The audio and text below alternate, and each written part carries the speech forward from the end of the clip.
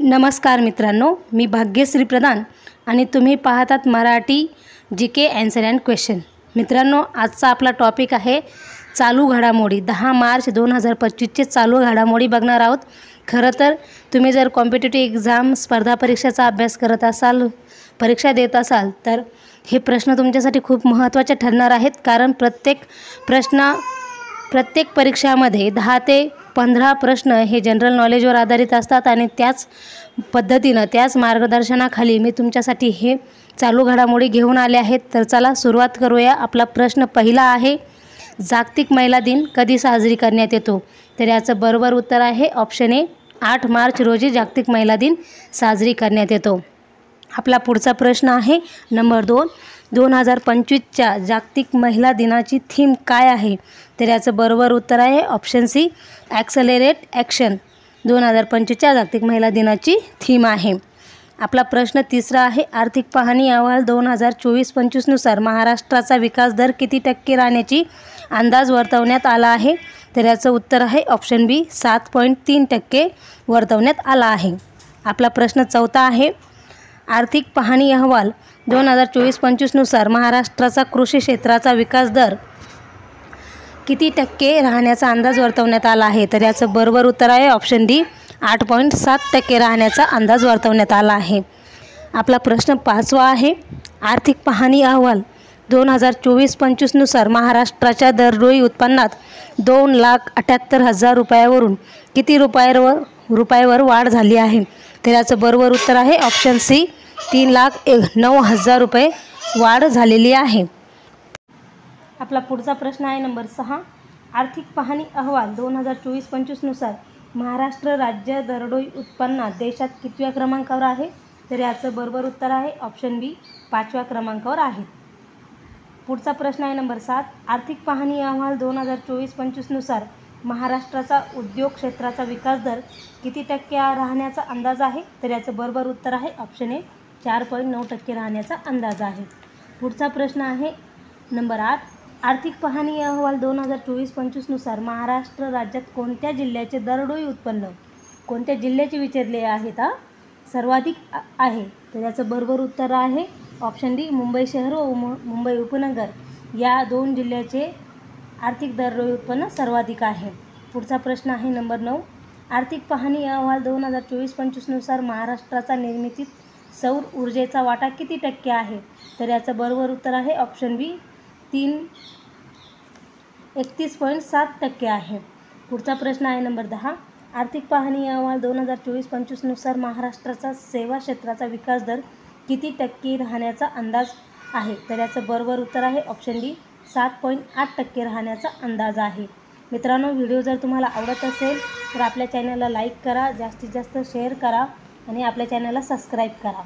पुढचा प्रश्न आहे नंबर 11, आर्थिक पाहणी अहवाल 2024-25 नुसार महाराष्ट्राचा 2023-24 मध्ये एकूण अर्थव्यवस्थेचा वृद्धी दर किती टक्के होता? तर याचं बरोबर उत्तर आहे ऑप्शन सी, 7.6% होता। पुढचा प्रश्न आहे नंबर 12, जगात सर्वात जास्त खजूर कोणत्या देशात पिकते? तर याचं बरोबर उत्तर आहे ऑप्शन ए, इजिप्त या देशात सर्वात जास्त खजूर पिकत असतो।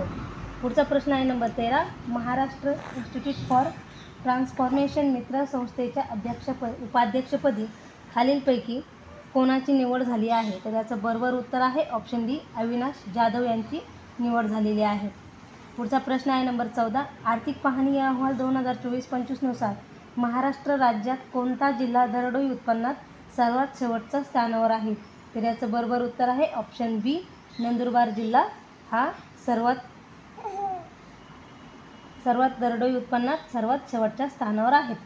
पुढचा प्रश्न आहे नंबर 15, कोणत्या भारतीय क्रिकेट संघाच्या खेळाडूंच्या ICC player of the month फेब्रुवारीसाठी नामांकन मिळाले आहे? तर याचं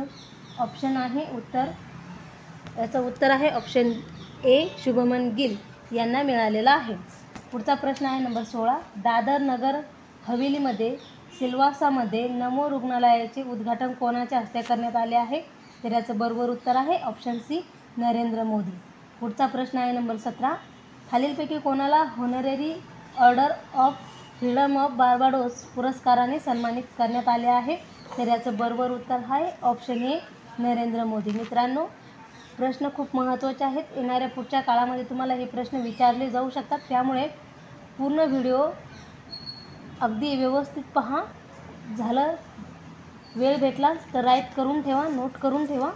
पुढचा प्रश्न आहे नंबर 18. महाराष्ट्राचा आर्थिक पाहणी अहवाल 2024-25 विधिमंडळात कोणी सादर केला आहे? तर याचं बरोबर उत्तर आहे ऑप्शन सी अजित पवार यांनी सादर केला आहे. पुढचा प्रश्न आहे आपला 19. वुमन्स नॅशनल बॉक्सिंग चॅम्पियनशिप 2025 कधी आयोजित करण्यात आला आहे? तर कधी आयोजित करण्यात आला आहे? तर याचं ऑप्शन उत्तर आहे ऑप्शन बी 21 ते 27 मार्चमध्ये करण्यात आलेला आहे. पुढचा प्रश्न आहे नंबर 20.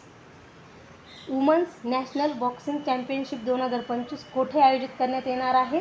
तर याचं बरोबर उत्तर आहे ऑप्शन डी ग्रेटर नोएडामध्ये आयोजित करण्यात येणार आहे. पुढचा प्रश्न आहे नंबर 21. कोणत्या वर्षी संयुक्त राष्ट्राने 8 मार्च हा जागतिक महिला दिन साजरा करण्याची घोषणा केली आहे? तर याची बरोबर उत्तर आहे ऑप्शन ए 1977मध्ये साजरा करण्याची घोषणा केली होती. पुढचा प्रश्न आहे number 22. EY Entrepreneur of the Year 2025 India अवॉर्डने कोणाला सन्मानित करण्यात आला आहे? तर याचं बरोबर उत्तर आहे ऑप्शन बी नितीन कामत यांना सन्मानित करण्यात आलेला आहे. पुढचा प्रश्न आहे नंबर 23. फेस्टिवल ऑफ लेटर्स 2025चे आयोजन कोठे करण्यात आले आहे? तर याचं बरोबर उत्तर आहे ऑप्शन बी नवी दिल्ली येथे करण्यात आलेला आहे. पुढचा प्रश्न आहे नंबर 24. कोणत्या विद्यापीठाला माजी पंतप्रधान डॉक्टर मनमोहन सिंग यांचे नाव देण्यात आले आहे? तर याचं बरोबर उत्तर आहे ऑप्शन डी बंगळूर या विद्यापीठाला डॉक्टर मनमोहन सिंग यांचे नाव देण्यात आलेलं आहे. पुढचा प्रश्न आहे नंबर 25.